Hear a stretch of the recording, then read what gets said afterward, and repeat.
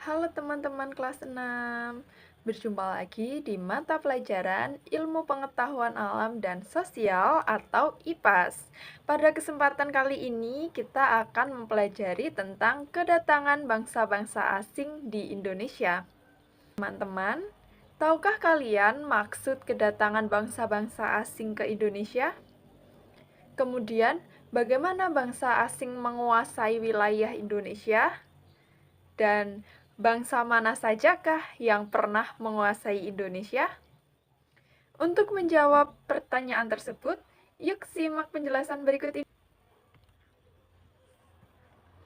Maksud kedatangan bangsa asing di Indonesia yang pertama adalah mencari rempah-rempah.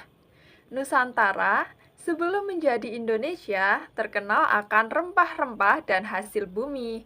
Hal tersebut yang menyebabkan bangsa asing, terutama bangsa Eropa, datang ke Indonesia. Dikarenakan negara tersebut sangat membutuhkan rempah-rempah.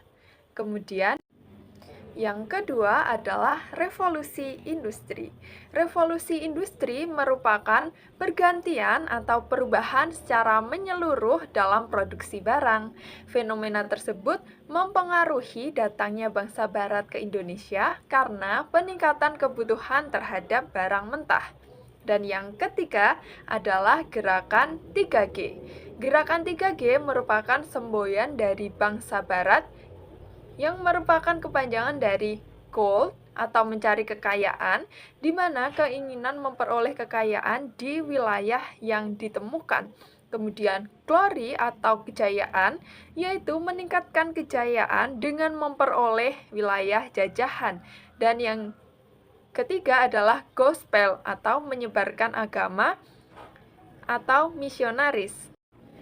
Cara bangsa asing menguasai wilayah Indonesia yang pertama dilakukan melalui perdagangan dan membangun hubungan dengan masyarakat lokal. Kemudian, membuat perjanjian dengan raja-raja dan penguasa agar dapat memonopoli perdagangan. Dan menggunakan kekuatan militer dengan mendirikan pemerintahan militer dan melaksanakan kekuasaan. Teman-teman, tahukah kalian bangsa-bangsa asing yang pernah menguasai Indonesia? Yang pertama adalah Portugis.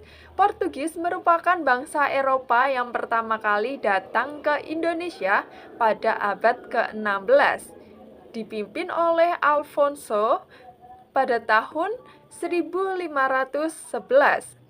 Tujuan Portugis yaitu menguasai perdagangan rempah-rempah yang ada di Maluku dan memonopoli pasar.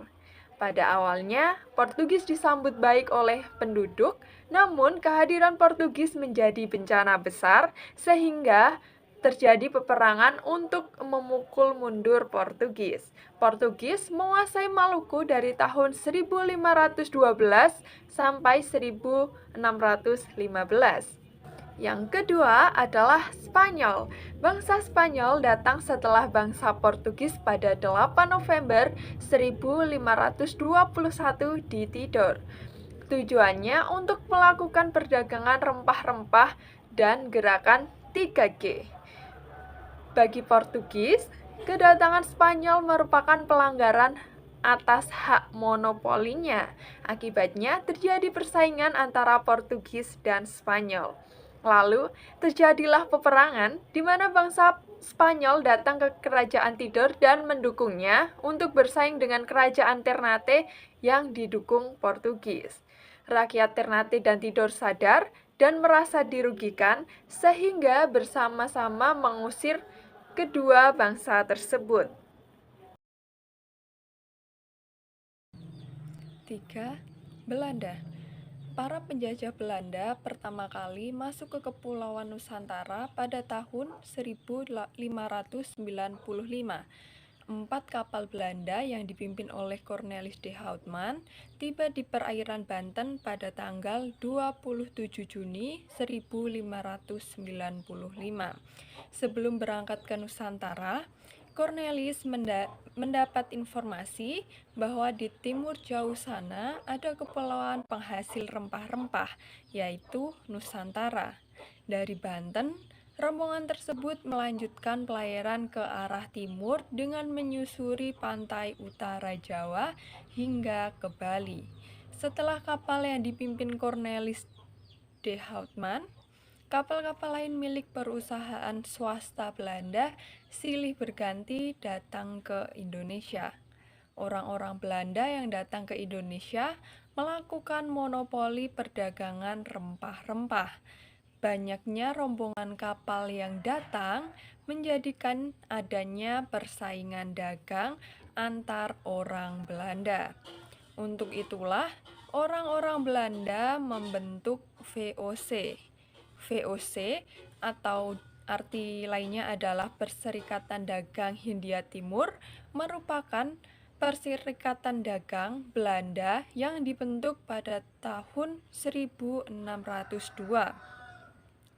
Dalam menjalankan tugasnya, VOC memiliki wewenang dan hak tertentu, antara lain untuk menguasai perdagangan di Indonesia dan dapat melaksanakan tugasnya dengan leluasa. Berikut merupakan dampak kebijakan VOC terhadap Indonesia. Yang pertama, kekuasaan raja menjadi berkurang karena secara keseluruhan didominasi oleh VOC. Kemudian yang kedua, wilayah kerajaan menjadi terpecah belah sehingga menyebabkan munculnya penguasa-penguasa baru di bawah kendali VOC. Dan yang ketiga, menjadikan masyarakat Indonesia semakin miskin dan menderita. Kemudian, 31 Desember 1799, alasan mengapa VOC dibubarkan yaitu yang pertama, banyaknya pegawai VOC yang melakukan korupsi. Kemudian yang kedua, meningkatnya anggaran pengeluaran untuk peperangan. Selain itu, Belanda juga membangun benteng dan pos perdagangan di berbagai wilayah, memonopoli perdagangan, melakukan sistem tanam paksa atau kulturstelsel, menguasai pelabuhan, dan mengenalkan sistem administrasi kolonial. Belanda menjajah Indonesia dalam kurun waktu 350 tahun. Bangsa keempat yang menjajah Indonesia adalah Inggris. Inggris datang ke Nusantara dipimpin oleh Francis Drake. Tujuan kedatangan Inggris ke Nusantara adalah untuk memonopoli perdagangan dengan menguasai rempah-rempah di Indonesia dan mendirikan kongsi dagang gabungan pengusaha dari London yang disebut AIC. Inggris mengalami kekalahan dalam persaingan dagang dengan Belanda, sehingga tersingkir dari kancah perdagangan Nusantara. Mereka sempat menjalankan perdagangan di kawasan Jayakarta, Aceh, Goa, Banjar, serta Maluku. Namun, akhirnya tersingkir dari Indonesia. Hal ini terjadi sebab dari dua hal, yaitu yang pertama, rakyat setempat tidak menyukai sikap orang Inggris yang senang memaksakan kehendak berdagang sesuai aturannya sendiri. Kemudian yang kedua, mereka mengalami kekalahan dalam persaingan dagang dengan Belanda yang berusaha menyingkirkan Inggris di kancah perdagangan Indonesia. Tokoh Inggris yang terkenal salah satunya adalah Thomas Stamford Raffles. Beliau meneliti flora fauna yang ada di Nusantara. Kemudian, negara kelima yang menjajah Indonesia adalah Jepang. Jepang datang ke Indonesia pada tahun 1942 dengan mendarat di Tarakan, Kalimantan Timur. Kemudian, dengan cepat, Jepang memperluas kekuasaannya ke kota-kota sekitar. Serbuan tentara Jepang yang cepat dengan kekuatan besar membuat Belanda yang waktu itu menduduki Indonesia tidak dapat bertahan. Walaupun hanya menduduki Indonesia dalam beberapa tahun, namun kebengisan Jepang menimbulkan luka yang mendalam bagi Indonesia. Teman-teman, sekian penjelasan hari ini. Semoga setelah mendengarkan penjelasan tadi, teman-teman menjadi lebih dapat memaknai kemerdekaan dengan baik dan dapat mengisi kemerdekaan dengan hal-hal yang bermanfaat. Terima kasih.